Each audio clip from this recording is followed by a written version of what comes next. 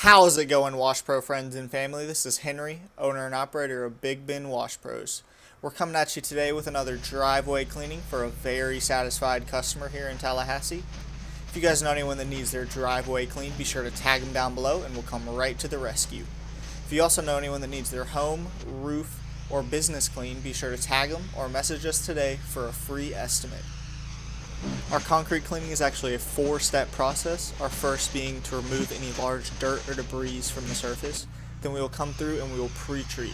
What this pre-treatment does is it effectively eliminates the ecosystem growing on the concrete, making it last much longer and look much better in the short term.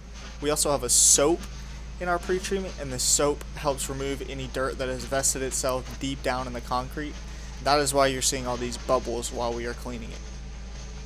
After you're done applying our pre-treatment, we'll come through and we'll pressure wash the concrete with our surface cleaner. This is what you're used to doing at home if you're a homeowner doing it yourself. And we'll periodically rinse the concrete to make sure any of the dirt we just cleaned off isn't able to seep back down into the concrete. This isn't always necessary, but after we're done pressure washing, we'll come through and post-treat any spots we might have missed with the pre-treatment.